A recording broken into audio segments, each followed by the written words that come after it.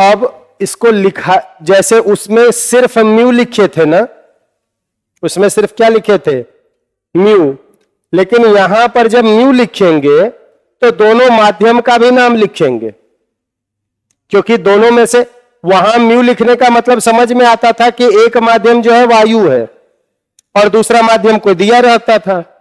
यहां पर कौन सा दो माध्यम है तो पता नहीं है, वायु भी नहीं है, तो यहां पर लिखना पड़ेगा, जैसे यहां हम लिख दिए कांच, क्या लिख दिए, और इधर हम लोग लिख दिए जल। इसका मतलब है प्रकाश किस माध्यम से किस माध्यम में जा रही है, जल से कांच में जा रही है। कहां से कहां जा रही है? अब इसका देखो दो फॉर्मूला बनेगा। पहला, जल में प्रकाश की चाल,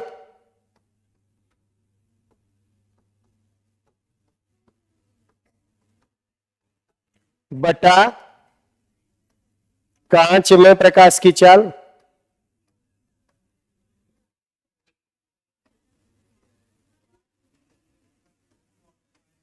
बने ना, जल में प्रकाश की चाल और फिर कांच में प्रकाश की चाल। कोई दिक्कत? अब देखिए, अगर जल में जो प्रकाश की चाल है उसको हम लोग भी, प्रकाश की चाल को तो भी से सूचित करते हैं ना, यहां शॉर्ट में लिख दिए W, W for water, water मतलब जल। कोई दिक्कत? कोई दिक्कत? तो जल में प्रकाश की चाल को हम लिख दिए वी डब्लू, कोई दिक्कत? और कांच में प्रकाश की चाल को हम लिख दिए भी जी, जी फॉर ग्लास, यानी कि कांच। कोई दिक्कत? तो अब ये जो हो गया म्यू, जल और कांच, ठीक है ना, इसमें अगर हम बोलेंगे तो इस प्रकार से बोलेंगे, कांच का अपवर्तनांक जल के सापेक्ष।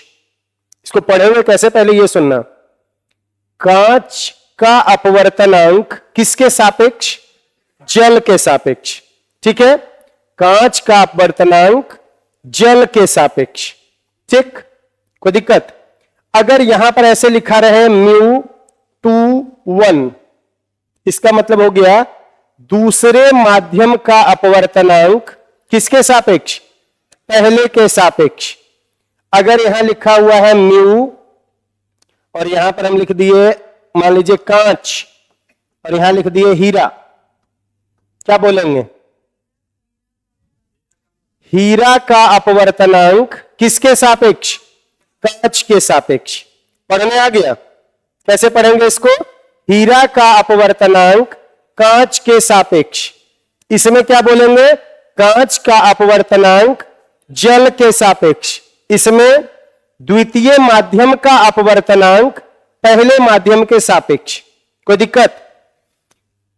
अब यहां पर देखना क्या हो गया, जल में प्रकाश की चाल हो गई जिसको हम लोग वी डब्ल्यू से सूचित किए। अब ये सोचो कि ये जो है इसमें अगर C से गुना और C से भाग दे दें, कोई दिक्कत? C से गुना और C से भाग दे दें, कोई दिक्कत नहीं ना। तो अगर हम ऐसे इसको लिख दें C बटे भी डब्ल्यू बटे C बटे भी जी, किसी को कोई तकलीफ? क्यों? क्यों? C से C कट ही जाएगा, लेकिन एक तकलीफ हो गया, क्या, यह पलट जाएगा। क्या हो जाएगा, पलट जाएगा, पलटेगा ना, कोई दिक्कत?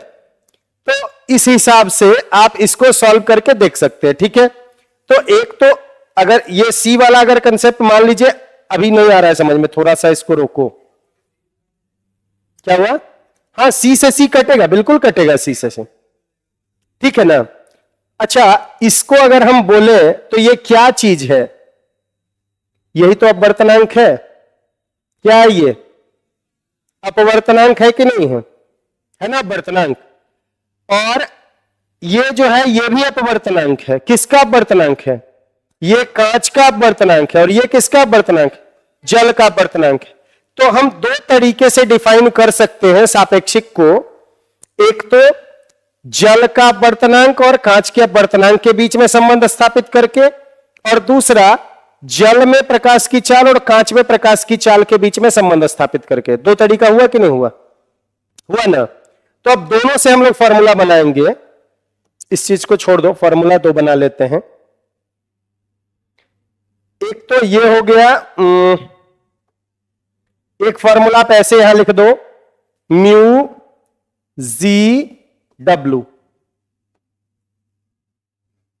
ठीक है, एक फॉर्मूला तो ये हो गया म्यू जी डब्ल्यू। जी मतलब ग्लास, हिंदी में कांच, डब्ल्यू मतलब वाटर, हिंदी में जल।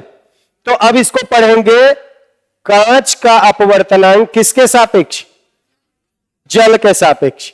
यहां हो गया जल में प्रकाश की चाल बटे कांच में प्रकाश की चाल। ठीक है, अब जब हम इसको अपवर्तनांक में दिखाएंगे, किस में दिखाएंगे? तो अपवर्तनांक में कैसे दिखाएंगे? यहां पर उल्टा हो जाएगा, यहां पर जो दाहिना तरफ रहेगा वो हो जाएगा ऊपर, बताए ना कि पलट जाएगा। यहां जो दाहिना तरफ है वो कहां चला जाएगा? ऊपर। तो यहां लिखा जाएगा म्यू जी। क्या लिखा जाएगा? और जो बायां तरफ है वो आ जाएगा नीचे। ये क्या हो गया? Mu W. दो सूत्र आ गए आपके पास। कभी भी सापेक्षिक अपवर्तनांक आपको निकालना रहे तो म्यू जी डब्ल्यू। अच्छा, ये ध्यान है, पहले दाहिना वाला पढ़ना है फिर बाद में पढ़ना है। ये कांच का अपवर्तनांक किसके सापेक्ष? तो यहां पर हो जाएगा फिर जल का अपवर्तनांक बटा कांच का अपवर्तनांक। ठीक है, स्पीड में जब बात करेंगे तो ये हो जाएगा जल का वेग, मतलब जल में प्रकाश का वेग, और ये हो गया कांच में प्रकाश का वेग। और जब अपवर्तनांक की बात करेंगे तो ठीक पलट जाएगा। कोई दिक्कत?